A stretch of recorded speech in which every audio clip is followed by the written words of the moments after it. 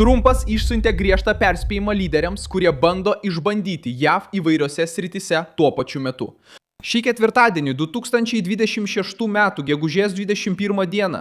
Kinija, Iranas, Kuba ir Rusija bandė paversti šantažą jėga prieš JAV. Xi Jinpingas bando naudoti Boeing, lustus ir Taivaną kaip derybų priemonę. Irano režimas grasina pakartoti asimetrinius išpuolius su dronais ir sąjungininkų grupėmis. Kuba panikuodama reaguoja į apsuptį prieš Raulį Kastrą, kalbėdama apie pasipriešinimą, o Havana bando apsimesti auka po dešimtmečių savo tautos slopinimo. Trumpas visą tai mato kaip tos pačios partijos dalį. Diktatoriški režimai ir vyriausybės, įpratusios provokuoti JAV, dabar jaučia, kad atėjo laikas atsakyti. Ir klausimas yra toks, ar šie lyderiai tikrai pasiruošę stoti prieš Trumpą, ar jie tik kelia triukšmą, nes žino, kad Vašingtonas vėl pradėjo reikalauti atsakomybės. Ar Trumpas tik reaguoja į provokacijas, ar jis ruošia didesnį atsaką prieš Kiniją, Iraną, Kubą ir Rusiją? Ar Trumpo perspėjimas sustabdys šią grasinimų bangą, ar atskleis, kas iš tikrųjų turi drąsos sumokėti konfrontacijos kainą? Aš tuoj tau viską papasakosiu, bet dabar tikrai norėsi užsiprenumeruoti kanalą, kad ir toliau gautum naujausią informaciją realių laikų, aukščiausios žurnalistinės kokybės su patikimumo standartu Milsonas Alvesas. Reakcija prasideda nuo Kinijos. Xi Jinpingas bando naudoti verslą, Boeing lėktuvus, Nvidia lustus ir prieigą prie Pekino kaip mainų priemonę, kad spaustų JAV dėl Taivano. Trumpas šį manevrą laiko tiesioginę provokaciją. Jo nuomonė, Taivanas negali tapti derybų objektu Pekino rankose, nes Kinija tik didina spaudimą, kai jaučia silpnumą kitoje pusėje. Elbridžas Kolbis, antrasis gynybos departamento asmuo, tapo šios jėgų kovos taikiniu. Kinija bando užkirsti kelią arba priboti pokalbius su juo, nes žino, kad jis yra tvirtas priešininkas Kinijos plėtrai Indo-Pacifiko regione. Ir čia Trumpas paverčia šį atvejį perspėjimu. Joks lyderis nesakys JAV, kas gali ar negali ginti savo interesų. Taivanas įsitraukia į šį scenarijų parodydamas, kodėl Trumpas negali atsitraukti. Sala vykdo karinius mokymus su Abrams tankais, simulacijas prieš amfibinį įsiveržimą, gynybą miesto teritorijose ir karių judėjimą tiltais bei pakrančių regionuose. Taivanas ruošiasi, nežino, kad Kinija stebi kiekvieną dvejonės ženklą. Iranas pasirodo kaip dar vienas perspėjimo taškas. Režimas grasina pakartoti asimetrinės taktikas, jei JAV vėl pradės karinį spaudimą. Teheranas rėmėsi FPV dronais, Shahed dronais, milicijomis Irake, Hezbollah, Huti ir sąjungininkų grupėmis, kad smogtų Amerikos ir Izraelio interesams, nesiveldamas į atvirą karą. Tačiau toks pasirinkimas atskleidžia paties Irano ribas. Režimas nekalba kaip užtikrinta didžioji galia. Jis kalba kaip vyriausybė, žinanti, kad negali lygiai kovoti su JAV. Trumpas pasinaudoja šiuo aspektu, kad apverstų logiką. Jei Teheranas remiasi milicijomis, pigiais dronais ir netiesioginiais išpoliais, tai reiškia, kad jis žino, jog konvencinis karas būtų režimui katastrofa. Irano dronų pramonė taip pat tapo pagrindinė susirūpinimo dalimi surinkimo linijos Teherane. Bendradarbiavimas su Rusija, Kaspijos jūros naudojimas kaip jungiamoji trasa ir pamokos išmoktos iš karo Ukrainoje rodo, kad JAV priešai jungia savo technologijas. Rusija, Kinija, Iranas ir Šiaurės Korėja sudaro spaudimo ašį prieš Vašingtoną. Trumpas į tai žiūri ir mato grėsmės grandinę, o ne atskirus atvejus. Putinas turėjo dar labiau suartėti su Xi Jinpingu, nes Rusija pajuto šio modelio spaudimą. Trumpui pamoka paprasta. Kas dominuos dronų, žvalgybos, oro gynybos ir greitos gamybos srityse, tas įgis spaudimo galią. Todėl jo perspėjimas yra ne tik karinis, bet ir pramoninis, technologinis bei strateginis. Kuba tapo jautriausių taškų Amerikos pusrutulyje. Miguelis Diasas Kanelis kaltina Vašingtoną, kuriant pretekstą įsiveržti į salą. Po to, kai buvo imtasi veiksmų prieš Raulį Kastrą, 94 metų buvusį Kubos lyderį.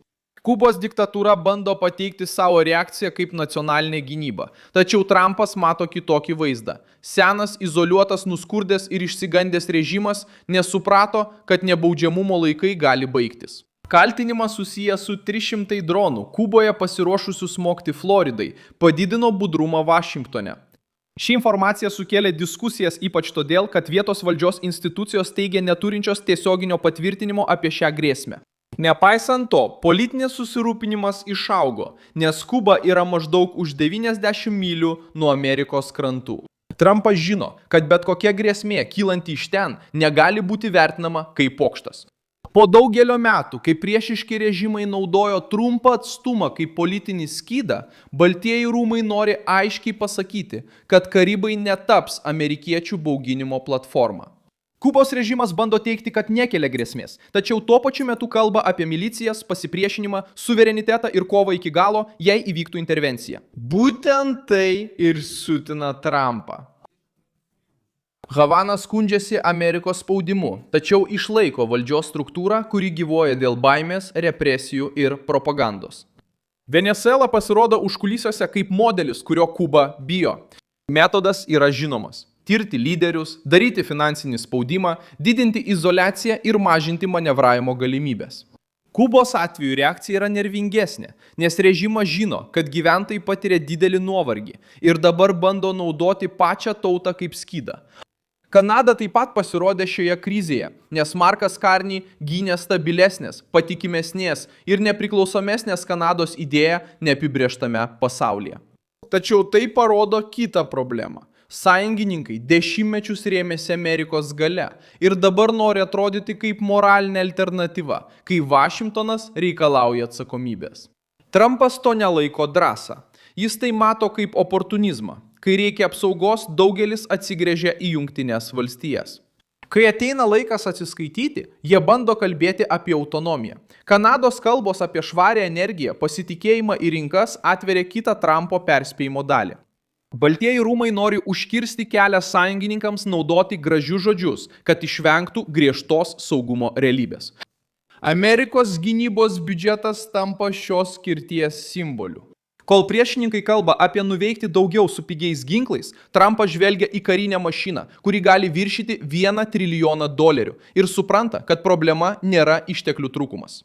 Jo nuomonė, pigus dronai gali padaryti žalos, bet jie nepakeičia pasaulinio vadovavimo, karinio jūrų laivyno, palydovų, lėktuvnešių, žvalgybos, pramonės ir gebėjimo reaguoti keliose pasaulio vietose vienu metu. Lyderiai, kurie grasina Trumpui, tai žino, todėl jie griebėsi asimetrinio karo. Iranas naudoja sukarintas grupuotės, Kinija pasitelkė prekybą ir Taivanį. Kuba naudoja propagandą ir baimę dėl invazijos. Rusija remiasi sąjungą su Pekinu ir priešiškų režimų parama. Kiekvienas bando smogti iš pakraščių. Trumpas atsako taikydamas į centrą, kas meta iššūkį Amerikos interesams, susidurs su sankcijomis, kariniu spaudimu, technologiniu blokavimu, diplomatiniu izoliavimu ir sustiprinta parama strateginiams sąjungininkams.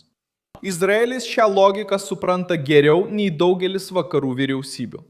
Jungtinės valstijos jau daugelį metų yra apsuptos grupuočių, kurios naudoja pigius raketas, tunelius, dronus ir netiesioginius išpolius, kad išsekintų daug pranašesnės karinės pajėgas. Taivanas stebi tą pačią formulę Indo-Pacifiko regione. Persijos įlanko šalis taip pat žvelgia į Iraną su tokiu pat susirūpinimu. Tai nėra tik didelis karas. Kalbama apie tai, kaip užkirsti kelią mažesniems ir agresyvesniems režimams, paversti nuolatinės provokacijas priimtina rutina. Trumpas siekia užbaigti šią rutiną. Jo pyktis kyla ne iš nesuvaldymo, o iš suvokimo, kad priešiški lyderiai kantrybę interpretavo kaip silpnumą. Dabar atsakas vėl tapo pagrindiniu žaidimo elementu. Ir lyderiai, kurie anksčiau kalbėjo griežtai, pradeda apgalvoti kiekvieną žingsnį, nes Baltieji rūmai aiškiai pasakė, kad provokacijos, šantažas ir grasinimai nebus laikomi diplomatija. Aš esu Milsonas Alvesas, Global, ir mano tikslas yra kasdien pateikti jums teisingą informaciją. Naujienų nuorodos yra vaizdo įrašo aprašyme. Paspauskite patinka šiam vaizdo įrašui, užsiprenumeruokite kanalą ir pabaigoje peržiūrėkite komentarus, kad dar labiau įsitrauktumėte į Milsono Alveso bendruomenę.